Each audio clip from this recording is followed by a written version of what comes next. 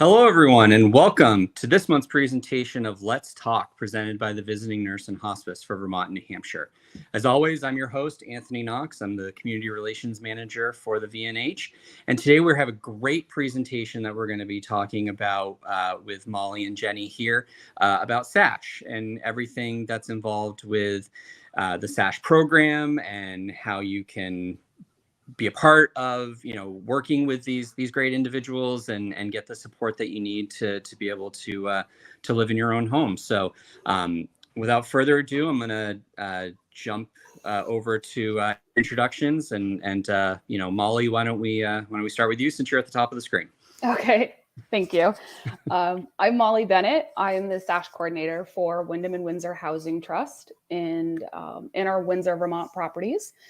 And I've been the SASH coordinator for Windham and Windsor Housing Trust for 2.5 years. I started right in the midst of COVID. It actually is the reason why I switched jobs at that time. And I've worked in home care in and around the Upper Valley for 10 years, actually. This year is my 10th year in home care. And I love the SASH program. I think it offers a lot of really valuable resources to Vermonters. And it's a great program, and I'm really excited to talk to everyone about it. Awesome. Well, thanks for joining us. And now, Jenny, it's your turn. Hi, I'm Jenny Anderson, and I have been a registered nurse for 40 years. I worked as a school nurse for 30 years and in the hospital for about 10. And recently, like I said, retired, and I wanted to still be involved and be in the communities and try to help people to, be their very best at their health and well-being. And so I've only worked here for 8 months, but I really find the SASH model, the program, to be really beneficial to the people that we're serving. So I'm happy to be here. Thanks. Awesome. Well, I'm very glad you're both here and ready to talk about this program. So let's get this presentation up, and whoever's starting the game, let's get going. Okay. So I like this opening slide because I think it really captures what SASH is about. As SASH panels like ours are placed within housing organizations throughout the state, community is really the game. We are a community. We support community, and let's see. Okay. So this visual is actually a great description of what the SASH model is. The participant being in the center. The participant is, you'll hear it throughout all the SASH information and stuff like that. The participant drives the bus is the expression that we use. Each SASH participant has a SASH coordinator who helps participants identify and meet goals. They're part of a group, so that's called the SASH panel. Each SASH participant has a wellness nurse, which is Jenny, who provides support and helps participants with their health and wellness goals. And then every SASH panel works with a group of community partners. So that could be local home health agencies, mental health agencies, senior solutions for us, or the local area agency on aging, and the local hospital. So for us, that's Mount Escutney. So real quick before you jump to the next slide. So you're talking about groups and things like that. So is it each person has a group around them, or each person is part of a larger group that's also receiving supports with SASH to and they kind of help each other in addition to also getting those supports from SASH? So as most SASH panels exist within housing sites, there's that natural group that's established just based on the housing location. So our SASH panel specifically We have 3 properties that we work on in Windsor. Plus, we also have about 20 or so SASH participants who live in private homes out in the community. So there's that natural kind of community group setting in our housing sites. And that sense of that group, that sense of community, participants helping one another out, that's really fostered in a lot of the programming that we offer. So participants coming together when we're doing blood pressure clinic, hypertension, self-management class, that kind of thing. Perfect. Okay. And Jenny, so are you the only wellness nurse for this specific area? Or are you part of, there's 2 or 3 of you, and so, which then follow-up question, kind of what does your quote unquote caseload look like as far as being the wellness nurse for this area? So I am the only wellness nurse for SASH, and I only work 10 hours a week. And we have 80 participants, around 80 participants right now. So my workload looks like trying to meet people and assess them and trying to meet their needs as far as things that we can assist them with to make their home safer, or to, refer them if they're having an issue with blood pressure.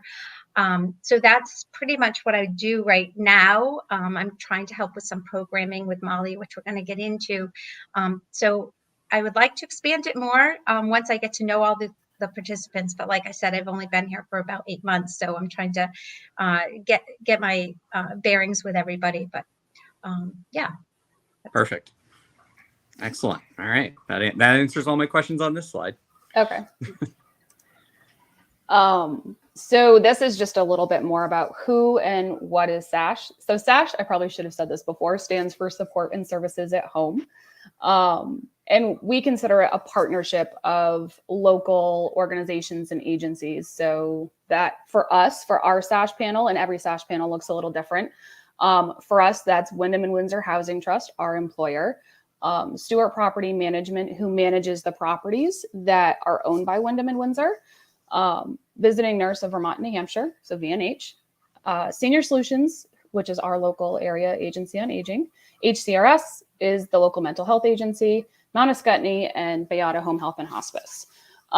So every SASH panel, this is kind of getting into the nitty gritty of it, but every SASH panel has what's called MOUs, or memorandums of understanding. So kind of a contractual relationship where we all have said, kind of put in writing what our roles are working together. But what it really means for the SASH participant is they're getting really comprehensive, thorough care and services. So that's that. Perfect. Okay. This is always kind of what I lead with when I'm meeting a potential new participant. There's absolutely no cost to SASH. The only requirement to become a SASH participant is that you be on Medicare. And that's simply because funding for SASH comes down through Medicare. We'll talk a little bit more about kind of a new pilot program that's happening that includes others who may not be on Medicare. So that'll be in a couple of slides. No referral is necessary. We don't actually charge anyone's Medicare. That's the other question I get a lot is my Medicare going to be billed? No, it will not. So no referrals needed from your primary care. If you're interested in SASH, our contact information is at the end of the presentation. You just give us a call or send us an email and we see how SASH could be helpful and if we're the right fit for you. Perfect. Okay. So to get through my notes. So this is just some specifics about what Jenny and I offer to SASH participants. So Jenny does do some programming.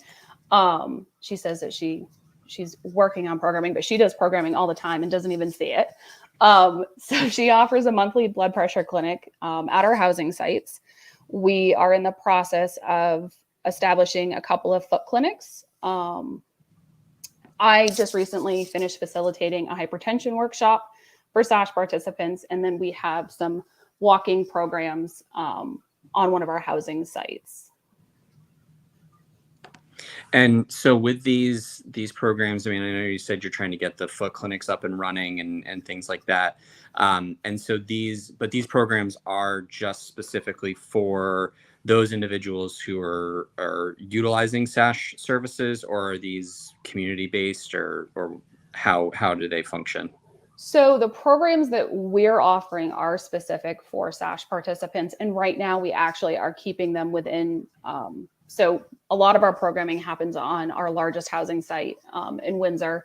And for some of our programming, we have to just keep it to folks who live on that property, just for different like liability reasons and stuff like that. But one of the things I have been doing is working with the Windsor Resource Center. So anytime I find a new resource, I send it to Carrie at the Resource Center.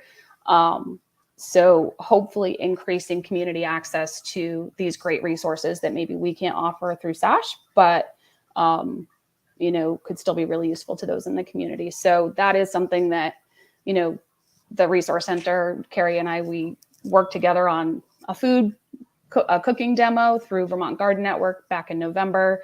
I know she was really anxious to get a foot clinic started at the Resource Center, so I've sent my resources her way. So that's kind of been my personal goal, is any resources that I find, I send to the Resource Center so we can make it available to the greater community. Awesome. I think also that talking about the assessments, because that is something that we offer also, is that each year we are required to do an assessment, which really helps us to identify the needs of the participant.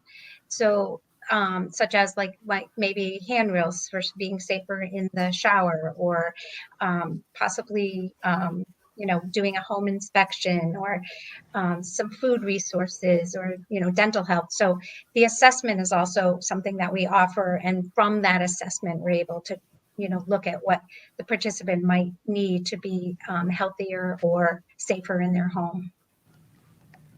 Perfect. Okay. So this is this is a picture of how we do programming for our SASH panel. Again, every SASH panel is different. Something else I forgot to mention. So SASH it's a statewide Vermont program. SASH exists in every county in Vermont, and every SASH panel is going to look a little different.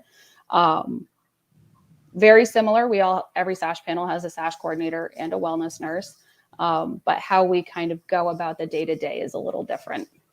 So this slide is just about our monthly health and wellness programming topics that we use that guide our programming. So we broke it down by month. We decided that we wanted to focus on a specific health topic each month. And so you can see this is how our programming is guided. And the goal is really to meet, so you'll see the image to the right says 8 dimensions of wellness. So our goal really is to help meet as many of those dimensions of wellness as we can. So we do some social programming with things like, we have a coffee hour that we offer on one of our sites. We have holiday meals that we offer. To meet the spiritual dimension of wellness, we're actually in the process of starting a Bible study with one of the local churches in Windsor. Obviously the physical or the health dimension of wellness we do through our different programming. We have programs like Bone Builders.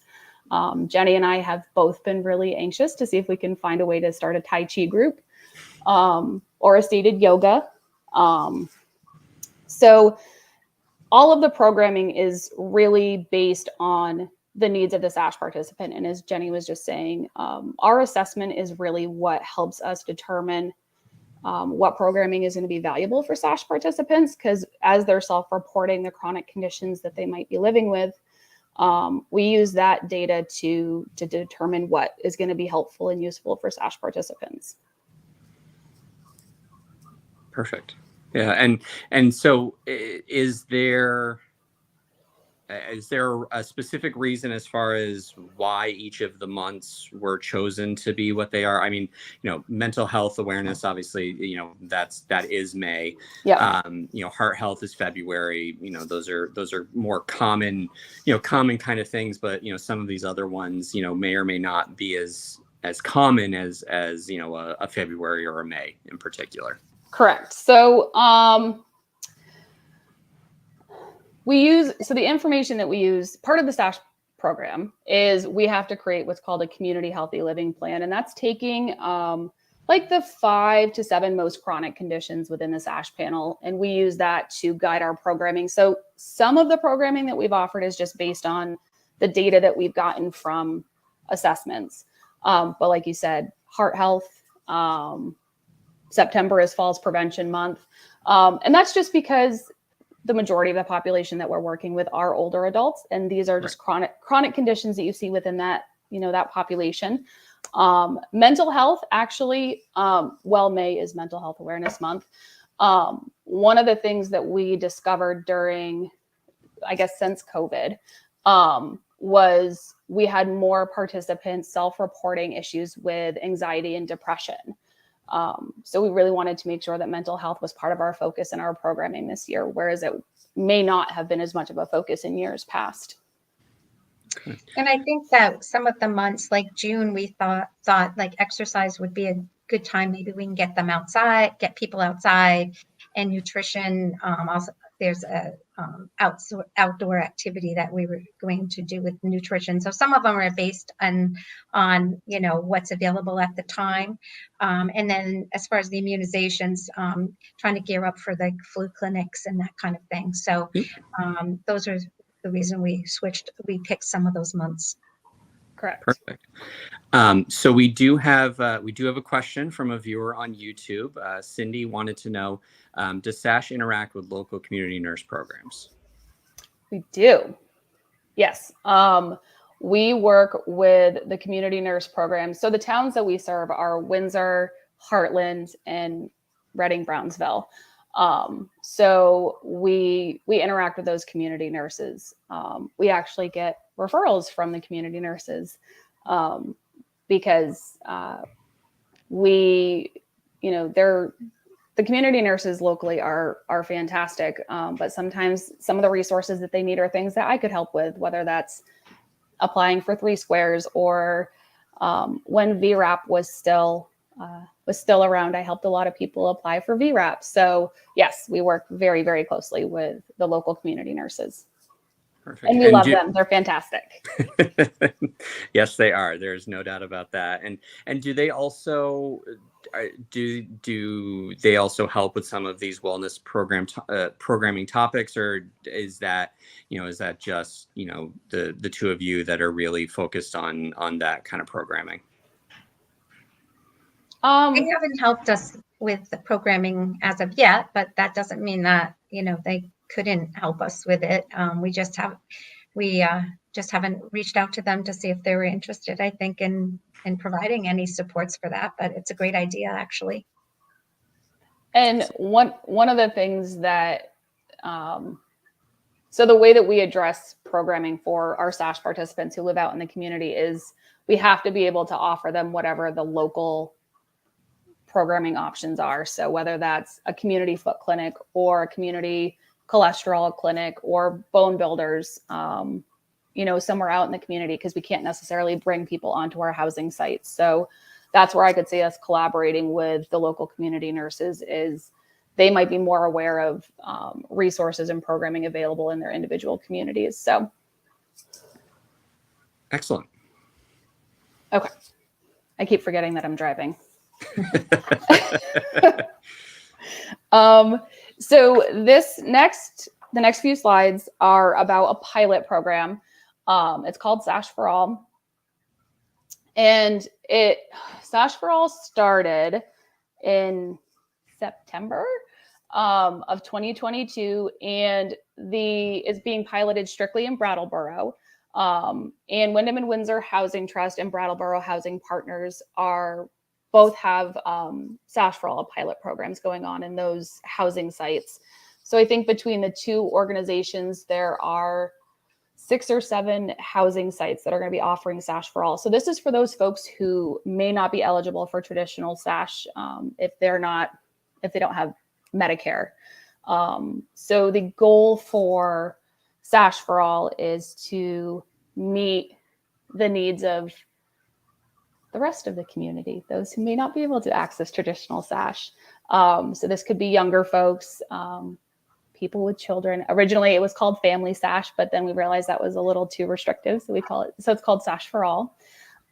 So being that it's a pilot program, this just says that it's congressionally directed special funding.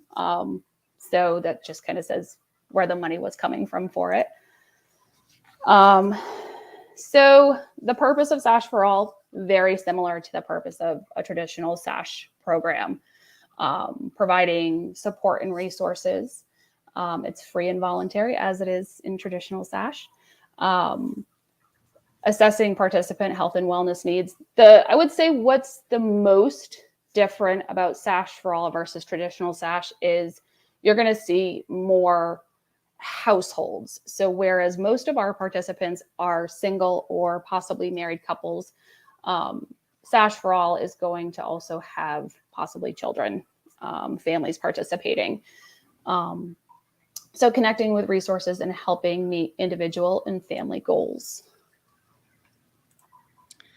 So just real quick about SASH for all, was there a particular reason as to why Brattleboro it's piloting versus a Hartford, or even you had said SASH is throughout all of Vermont, why not in Burlington, kind of things like that. Why Brattleboro?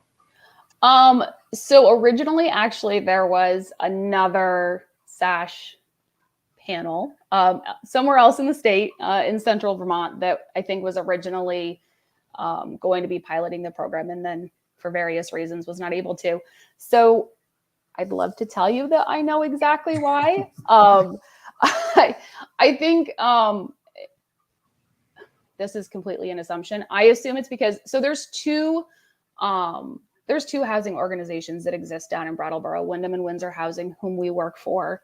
Our main office is in Brattleboro, and then Brattleboro Housing Partnership. So I think it was just a really unique opportunity to have two different housing organizations piloting this program. And there is a lot of family housing and SROs and things like that down in that area. So, but I can't say definitively that that's why. Okay. No, that makes sense to me. So. Yep. So the goal of SASH for all, very similar to traditional SASH, is improving those social determinants of health. So physical health and wellness, mental health, food security, and housing. Those are those determinants of health that every SASH panel is trying to address. Oh, that's it. So this is the contact information. This is my contact information, Jenny's contact information, and then Katie Peterson, who's actually the SASH for all coordinator for Wyndham and Windsor Housing Trust. I also wanted to include her information because I am not the expert on SASH for all, but I did want to make sure that we mentioned it. So sorry, that's my house phone ringing in the background. But I did just want to include Katie's information as well. So you have that contact information. So we have questions about SASH for all. Yeah, and so we do have another question from Cindy asking about resources in Orange County, and so on the SASH website, is there the other contacts for Orange County and things like that? Yes, there is. Up the Cathedral Square, right, Molly? Okay. Sorry, it's the website is sashvt.org, and then you can find by county who the contact is. Okay, perfect. Yeah, so I had poked around the website a little bit, and yeah, it does look like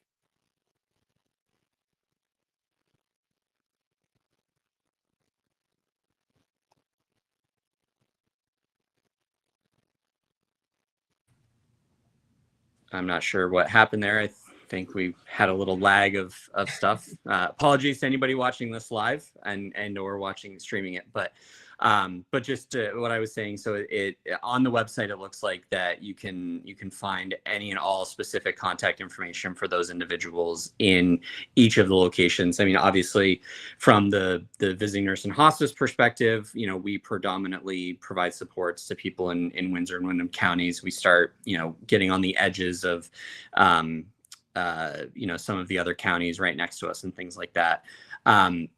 For my own, you know, just kind of understanding, is there a SASH equivalent in New Hampshire that people could access for anybody who may be watching this in New Hampshire? No, there is not. Okay. It's Rhode Island, right, Molly, and Vermont that have this program.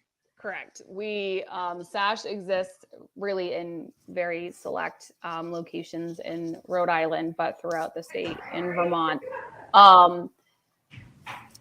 There are other positions similar to ours, resident service coordinators. Most housing organizations have residents. So if you work in congregate, or if you live in congregate housing, most congregate housing locations do have resident services of some kind that do very similar work to what we do. Perfect. Okay. So I'm gonna drop the presentation here, and so for somebody who is looking for SASH services, can you guys just kind of talk about what the intake process looks like? You know, what hoops, quote unquote, people have to jump through in order to obtain your services? Luckily it's hoop free. So the only requirement again is that someone, at least for traditional SASH, is that they be on Medicare. If you live in Brattleboro and you're interested in SASH for all, slightly different process as far as eligibility.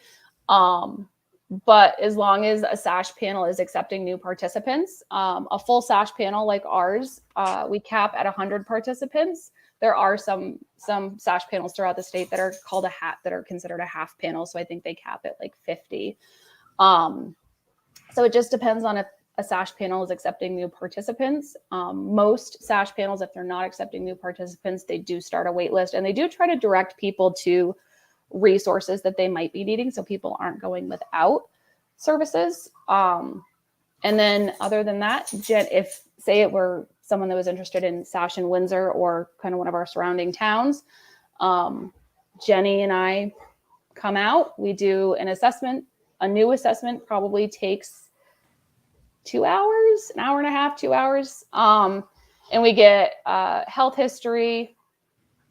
Jenny, you can talk more about, you know, specifically what you do, but my role as the SASH coordinator is I'm getting basic demographic information and then seeing what supports and resources I can help with. So typically that's going to be helping people find ways to stretch their budget. So helping them apply for resources that might help with food security, health insurance, Medicaid, extra help through Medicare, things like that.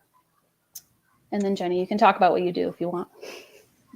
So my assessment, basically, it looks at your physical, mental, social kind of health.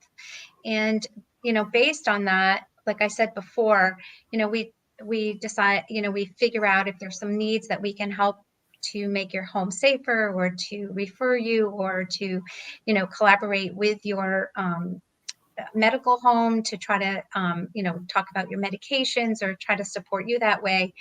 It is also like we like to have a healthy living. Well, people have a choice to have a healthy living plan, and we support them in that. And that might look like, you know, getting dental care, losing weight, exercising more, you know, getting a lifeline, those kinds of things, a goal that to improve their health and safety in their home. And we would like, you know, and how we can support them through that process. So we do also a mini cog, which is just looking at their cognitive ability to see, you know, how they're doing because as we get older, unfortunately, sometimes our cognitive ability decreases. And so just, doing that so that they can also talk to their primary care about that if they're noticing that they're having memory issues. So that's kind of a recap of what I do. All right. And so as far as people seeking your services, would you say that the majority of referrals that are coming to SASH are from a doctor's office, community nurses, things like that, or are you finding the majority of the people are just reaching out themselves? We get referrals really from a variety of sources. So because we are placed on housing sites, sometimes the referral is coming from property management. If we have someone who's a new resident who could benefit from SASH, even if it's someone who maybe couldn't benefit from SASH, I usually just put SASH information on their door when they move in. So from our housing sites, sometimes we get that information from property management. Like you said, community nurses. I think other SASH participants sometimes Yep. will tell somebody that they should contact us. Yep. Yeah, absolutely. Word of mouth by other SASH participants or folks in the community who just know what SASH is. So SASH as a statewide program has existed for 11 years, and our SASH panel here in Windsor has been around for about 10 years. So it's a pretty well-known program in Windsor. So word of mouth just from the community is one of the ways that we learn about people who might benefit from SASH. Awesome. And so, and like you had said, in the event that the panel is full and, like you said, it caps out at 100 unless it's a half panel in some of the maybe smaller areas of the state and things like that. So to me, kind of how you described it before, it sounds like you essentially have like a SASH light program, where at least being able to point people in the right direction of some of the resources that are available to them in their communities and things like that. So, so it's not, you guys aren't ever turning anybody away. You just may have to they may not be able to get the full SASH experience, basically. Yeah. And this is just my kind of my personal thought process. The purpose of SASH is to help people connect with the resources that they need to continue to live independently in whatever housing location they choose, and to promote their health and wellness. So, I can't, if our SASH panel were full, if it's not someone that I can sit down and help fill out their 3 Squares application or apply for Medicaid or offer the other services that we offer, I'm at least going to make sure that I'm pointing them in the right direction, because SASH is about community. It's about helping the community, not just the community and the housing sites that we exist in, but the greater community that we're in. So I'm never going to not help somebody, because helping the community is what we're here for. So exactly. And so do you guys have any like statistics as far as how long people are receiving SASH services, and is it, do you kind of have an average of the support you're providing, or I mean, like you said, it's been in the Windsor area for 10 years. Are there people that have been receiving SASH for 10 years? Absolutely. There are participants on our SASH panel that have been here since the very beginning. And the services that someone is going to receive it's based on what the participant needs. As that very first slide says, the participant is the one in charge. They're driving the bus. They're guiding us in what they need to live their most independent, safe, healthy lives. So it's going to look a little different for everybody. Sometimes people need help filling out paperwork, and that's all they want from us. Sometimes people like, for those folks who live out in the community who might be more socially isolated, they like just having us come by and kind of check in on them and see how they're doing, and maybe helping them connect to resources if they need a ramp built or grab bars, or, they could benefit from home health services through VNH or Beata. it just depends on what each participant needs, and it's very, very different for each person. There's no standard, no standard thing that we do. So a lot of what Jenny and I have to do actually is really thinking on our feet, because it's not like we have this, plate of services that we offer. It's a little different for everybody. So, and is there a situation where someone may be discharged from SASH?